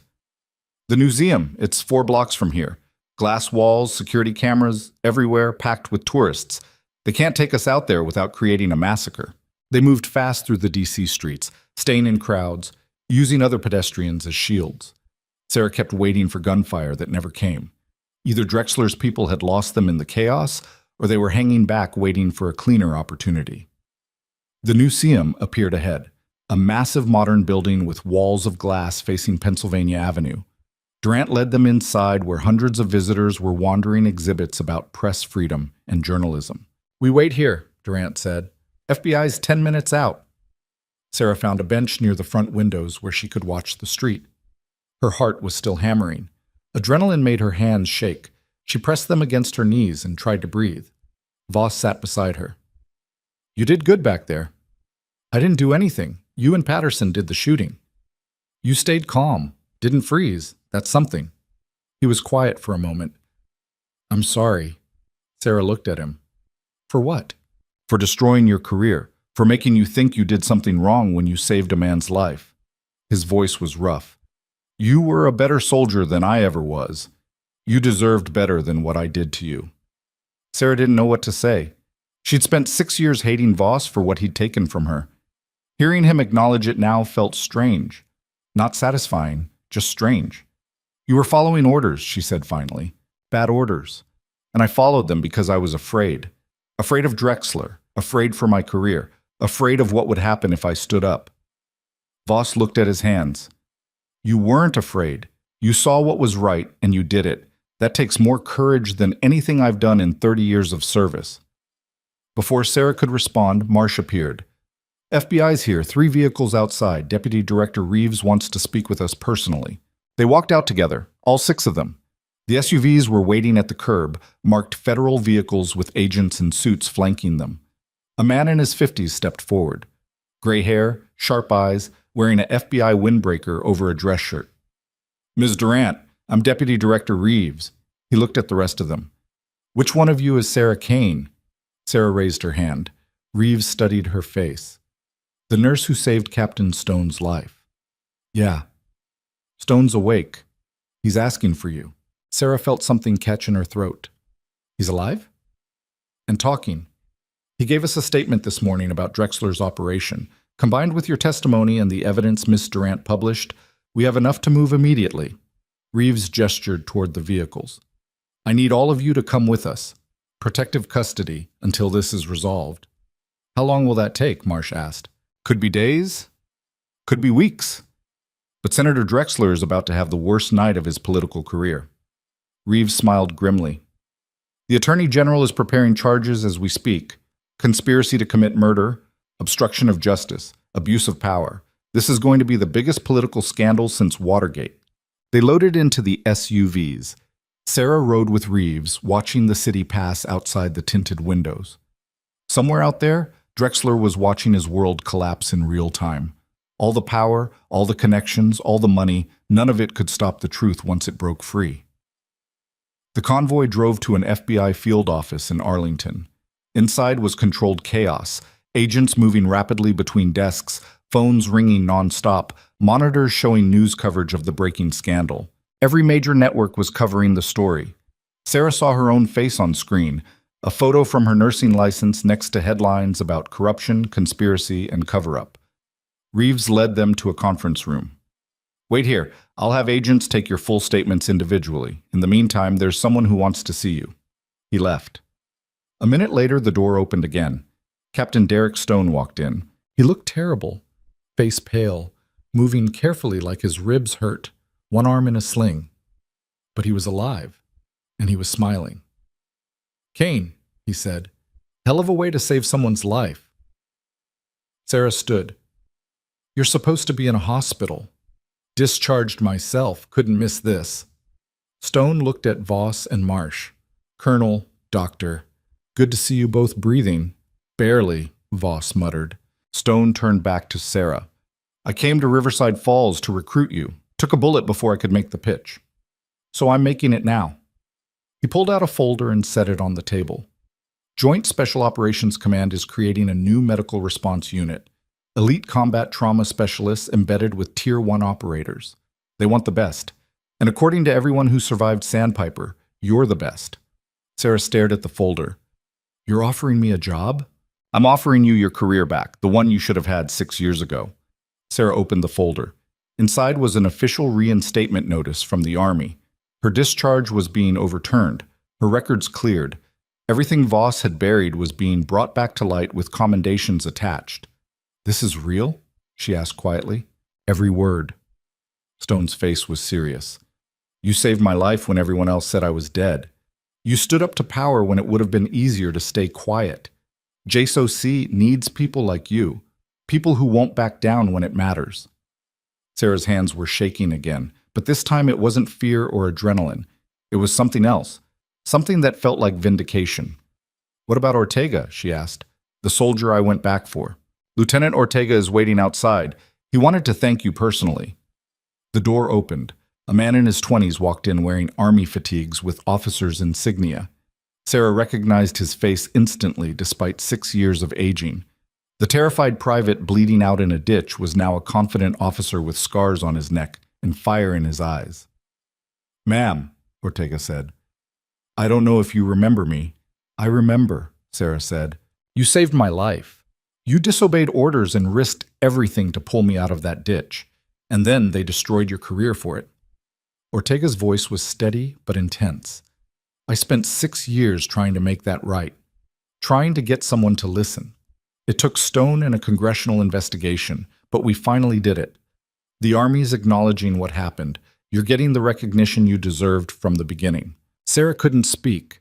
She'd spent so long believing that night was a mistake, that going back for Ortega was the moment she threw her life away. Hearing him stand there, alive, commissioned, thriving, made something break open inside her chest. Thank you, she managed. No, ma'am. Thank you. Ortega extended his hand. I wouldn't be here without you. None of us would. Sarah shook his hand and had to turn away before the tears came. Stone gave her a moment. Then he spoke quietly. The offer's real. If you want it, no pressure. But we could use someone like you. Sarah looked at the reinstatement papers. At Stone, at Ortega, at Voss and Marsh watching from across the table. 6 years ago, she'd been told her career was over because she did the right thing. Now she was being told it could begin again for the exact same reason. "I'll think about it," Sarah said. Stone nodded. "That's all I'm asking." Over the next 72 hours, Senator William Drexler's world disintegrated. Sarah watched it happen from a safe house where FBI agents kept her under protection while they built their case. Every news cycle brought new revelations. Drexler's financial ties to the private military contractors, testimony from captured shooters implicating him directly, evidence of other operations where he'd ordered eliminations to protect classified programs. His presidential campaign collapsed within 24 hours. His party leaders demanded his resignation from the Senate. His corporate board positions evaporated overnight. By the third day, federal prosecutors had filed formal charges. Drexler was arrested at his estate in Virginia, led out in handcuffs in front of 100 cameras. The image was everywhere. A powerful man reduced to just another criminal being processed through the system he'd corrupted. Sarah felt no satisfaction watching it, just exhaustion and a strange sense of finality. Dr. Marcus Brennan's career imploded in parallel. The hospital footage of Sarah saving Stone's life had gone viral alongside the Drexler story. Millions of people watched her perform an emergency pericardiocentesis while Brennan stood there declaring the patient dead. Medical experts dissected the video frame by frame, praising Sarah's instincts and condemning Brennan's arrogance. Within 48 hours, Grafton Memorial Hospital suspended Brennan pending investigation. Multiple former patients came forward with complaints about his treatment. The state medical board opened a formal inquiry into his practices. Sarah received a call from the hospital administrator on the fourth day. "Miss Kane, this is Director Patricia Walsh at Grafton Memorial. I'm calling to apologize on behalf of the hospital for your termination. After reviewing the circumstances and the subsequent investigation, it's clear that your actions were medically appropriate and potentially life-saving. We would like to offer you reinstatement with full back pay and a formal commendation." Sarah listened to the offer without interrupting. "We're also prepared to create a new position, Director of Emergency Medical Protocols. You would have oversight of trauma procedures and training, significant increase in salary and authority." "No thank you," Sarah said. Walsh sounded surprised. "I understand you're angry, but I'm not angry. I just don't want to work at a hospital where I was treated like background noise for 3 years and then fired for saving a man's life. The apology doesn't change that." "Ms. Kane, please reconsider." Sarah hung up. 10 minutes later, her phone rang again. Different number. "This is Lieutenant Colonel Rachel Townsend's Chief of Staff," a woman's voice said. "I'm calling on behalf of the Army to inform you that Colonel Townsend's final recommendation before her death was your immediate promotion to Chief Warrant Officer and assignment to JSOC Medical Operations. The promotion has been approved. Your swearing-in ceremony is scheduled for next week if you accept the position." Sarah sat down slowly. "Townsend recommended me before she died?" "Her last official act was signing your reinstatement papers and promotion. She believed you embodied the values the Army should represent." Sarah closed her eyes. She'd met Townsend once for 6 hours, and the woman had spent her final moments ensuring Sarah got justice. "I accept," Sarah said. The swearing-in ceremony was held at Fort Meade, in a room that still smelled like fresh paint. The debriefing facility had been rebuilt after the bombing. Sarah stood at attention in a new uniform with Ortega, Stone, Patterson, and Ghost, watching from the front row. A 3-star general administered the oath. Sarah raised her right hand and repeated words she'd spoken once before, a lifetime ago, in a different version of herself. When it was done, the general shook her hand. "Welcome back, Chief Kane. The Army's better with you in it." After the ceremony, they held a small reception. Sarah accepted congratulations from officers she didn't know and tried to process that this was actually happening, that she wasn't hiding anymore, that the career they'd stolen was being handed back with interest. Stone found her near the coffee. "How's it feel?" "Strange," Sarah admitted. "Good strange, but strange. You'll get used to it." He smiled. "We deploy in 6 weeks. Afghanistan again, ironically. But this time you're running the medical team, your decisions, your authority." Sarah nodded slowly. "What about Marsh and Voss?" "Marsh cut a deal with the FBI. Full testimony against Drexler and everyone else involved in exchange for immunity. She'll never work for the government again, but she won't go to prison." "And Voss?" "Retired quietly. No charges, but no pension either. He's testifying at Drexler's trial next month. After that, I think he's just going to disappear. Sarah thought about Voss's apology. About 6 years of guilt he'd carried for following orders he knew were wrong. She didn't forgive him, but she understood him. "What about you?" Stone asked. "You ready for this?" Sarah looked around the room, at officers who knew her story now, who respected what she'd done instead of holding it against her, at a second chance she never thought she'd get. "Yeah," she said, "I'm ready." The trial of Senator William Drexler began 3 months later and lasted 6 weeks. Sarah testified on the 4th day. She sat in federal court and told the entire story: Operation Sandpiper, Voss's orders, the discharge, the years of silence. She spoke clearly and directly, making eye contact with the jury, refusing to be intimidated by Drexler's attorneys. Drexler sat at the defense table looking smaller than he had on television. All the power had drained out of him. He was just a man facing consequences he'd spent decades avoiding. The verdict came back unanimous. Guilty on all counts. The judge sentenced him to 30 years in federal prison. Sarah watched them lead him away and felt nothing. No triumph, no revenge, just the quiet satisfaction of knowing the truth had finally mattered more than power. Emily Durant won a Pulitzer Prize for her reporting on the Drexler scandal. She used her acceptance speech to talk about the importance of protecting whistleblowers and holding the powerful accountable. She mentioned Sarah by name. "Sometimes doing the right thing costs everything," Durant said from the stage. Sarah Kane lost her career, her reputation, and nearly her life because she refused to stay quiet when someone was dying. But in the end, the truth won. It always does, if enough people have the courage to speak it. Sarah watched the speech on a military transport heading to Kandahar for her first deployment with JSOC. Stone sat across from her reviewing mission briefs. The rest of the medical team was scattered through the aircraft. 8 specialists handpicked for their skills and their willingness to operate in hostile territory. "You're famous," Stone said, gesturing at the tablet showing Durant's speech. Sarah shrugged.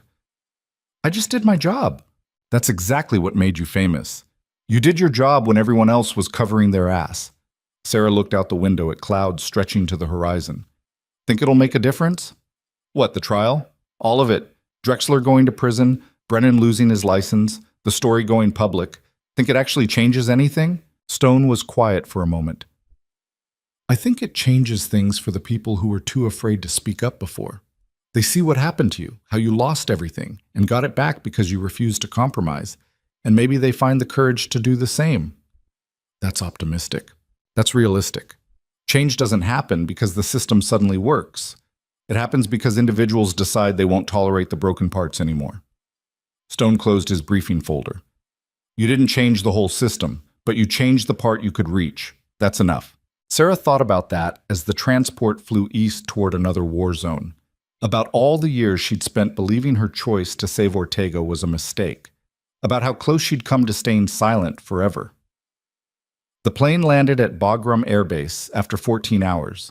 Sarah stepped off into the familiar heat and dust of Afghanistan. The place that had defined her once. The place that had broken her career and nearly killed her. Now she was back. But this time nobody was whispering that she was overstepping. Nobody was questioning her authority. Nobody was treating her like she should be grateful just to be in the room. The base commander met them on the tarmac. "Chief Kane, welcome to Bagram. Your medical facility is set up and ready. Anything you need, you let me know." "Thank you, sir." "No thank you. I read your file. What you did at Grafton Memorial, that's the kind of thinking that saves lives out here. We're lucky to have you." Sarah followed Stone across the base to the medical compound. It was larger than she expected. A full surgical suite, advanced equipment, dedicated staff.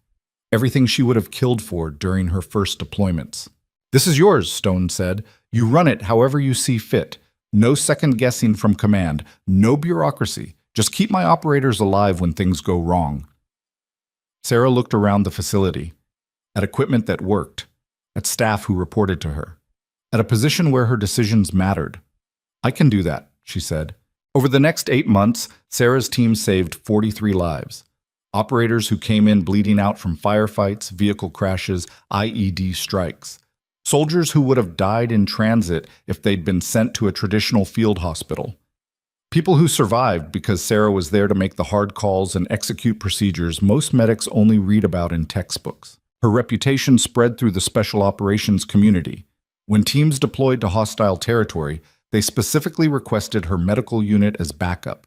Commanders cited her presence as a reason their people felt safer going into dangerous situations. Sarah trained her team relentlessly. She ran drills until everyone could perform emergency procedures blindfolded.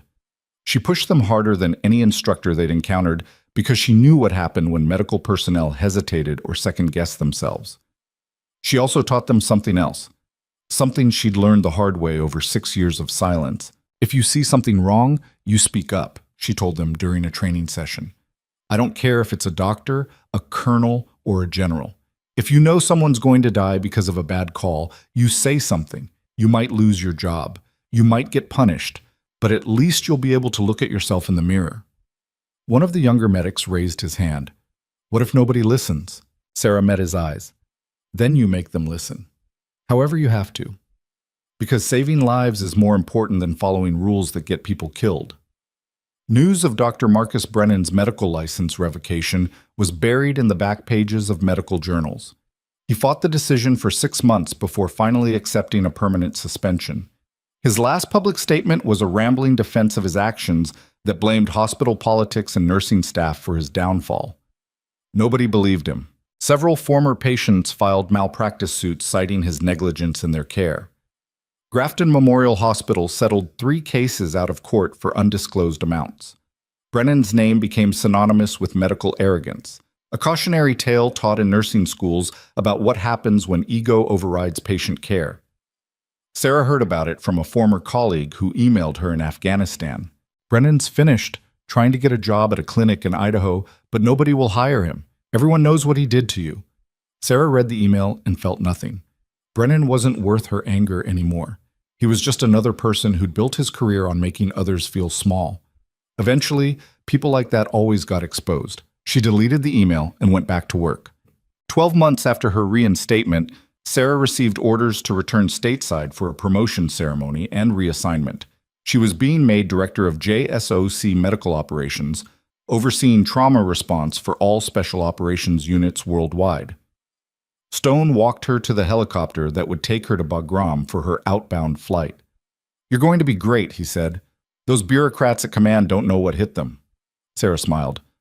I'll try not to get fired in the first week. Even if you do, you'll just save someone's life and they'll have to hire you back. Stone's expression turned serious. What you did started something, you know. The Army's changing how it handles medical personnel in combat zones, giving them more authority, more autonomy, because of you. Because I got lucky. No, because you were right, and you refused to pretend you weren't. The helicopter lifted off into the Afghan sky. Sarah watched Bagram disappear below, one chapter ending, another beginning. She thought about the terrified combat medic she'd been 6 years ago, the one who'd hesitated when she should have acted, the one who'd spent years hiding because she believed she'd done something wrong. That version of herself was gone. The woman flying home now knew her own worth, knew what she was capable of, knew that silence and compliance weren't the same as professionalism. The flight back to the States took 2 days with refueling stops. Sarah landed at Andrews Air Force Base, where a staff car was waiting to take her to the Pentagon. The promotion ceremony was held in a room full of generals and senior officers. Sarah stood at attention while a 4-star pinned new insignia to her uniform and read a commendation that mentioned her heroism, her medical expertise, and her uncompromising commitment to saving lives. Chief Warrant Officer Sarah Kane exemplifies the values we aspire to in military service, the general said. She represents the courage to act when action is required, regardless of personal cost.